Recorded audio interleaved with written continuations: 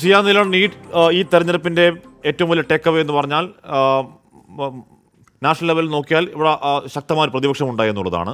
കേരളത്തിലേക്ക് വന്നാൽ നമ്മൾ ഈ ജാതി പറയരുത്, മതം പറയരുത് എന്നൊക്കെ പറയുമ്പോഴും ദൗർഭാഗ്യവശാൽ ചർച്ചയാവുന്നതും ഇമ്പാക്റ്റ് ഉണ്ടാക്കുന്നതും ഇതൊക്കെയാണല്ലോ.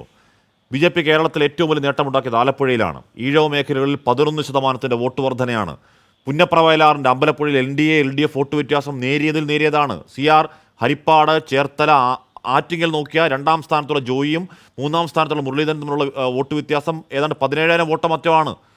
എക്കാലത്തും CPM-നൊപ്പം ഡെഡിക്കേറ്റഡായി നിന്ന ഈഴവ മേഖലയിൽ നിന്നും ആശയപരമായി വോട്ട് പറയുന്നതിനെക്കുറിച്ചുള്ള ഗൗരവതരമായ ചർച്ചകൾ CPM-ൽ ഉണ്ടാവണം. നേരത്തെ അബിൻ വർക്കി അതൊന്നും ഒന്ന് സൂചിപ്പിച്ചായിരുന്നു, പിന്നെ അതിലേക്ക് പോകാൻ കഴിഞ്ഞില്ല. CR അല്ല, അതിൽ ഹഷ്മി, നമ്മുടെ നാട്ടിൽ ഫ്ലോട്ടിംഗ് വോട്ടുണ്ട്, അത് കൂടി വരുന്നുണ്ട് എല്ലാ കാലത്തും.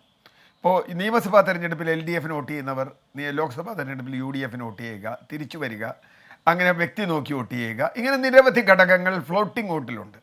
പക്ഷേ BJP-യിലേക്ക് പോകുന്ന വോട്ട്, ആ വോട്ട് നമുക്ക് ഫ്ലോട്ടിംഗ് വോട്ടായി കാണാൻ പറ്റില്ല. കാരണം അത് നേരത്തെ ഹഷ്മി പറഞ്ഞ ഒരു വാചകം അതിൻ്റെ ഇടയിലുണ്ട്. പ്രത്യയശാസ്ത്രപരമായി, അതായത് ആശയപരമായി ഇവരോട് ദേഷ്യമുള്ളത് കൊണ്ട് അത് LDF-നോടും UDF-നോടും ആവാം. UDF നോട്ട് പോയിട്ടുണ്ട്, LDF നോട്ട് പോകാറുണ്ട്, ഇല്ലയെന്ന് പറയാൻ പറ്റില്ല. രണ്ടുപേരും അത് സമ്മതിക്കും. അത് ഗൗരവതരമായി പരിശോധിക്കേണ്ടതാണ്. ഇന്നിപ്പോൾ ആലപ്പുഴ ജില്ലാ സെക്രട്ടറി വരെ പറഞ്ഞിട്ടുണ്ട്, പലരും പറഞ്ഞിട്ടുണ്ട്. അത് വളരെ ശരിയാണ്. പക്ഷേ ഹഷ്മി ചോദിച്ച ഒരു ചോദ്യം വളരെ പ്രസക്തമാണ്. എന്താ കാര്യം? കോൺഗ്രസ് ഒരു ദുർബലമായ സംഘടനാ സംവിധാനമുള്ളതാണ്.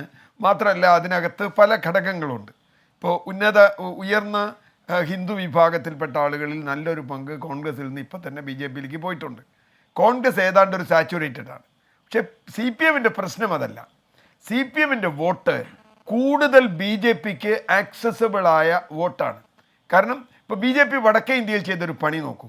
അവർക്ക് പ്രത്യേകിച്ചും ദളിത് വോട്ടിനേക്കാൾ കൂടുതൽ ആദിവാസി വോട്ടുകളിൽ നല്ലൊരു പങ്ക് പണ്ട് കോൺഗ്രസിൻ്റെ കൂടെ ഉണ്ടായിരുന്ന വോട്ടുകളൊക്കെ ഇപ്പോൾ പോയി.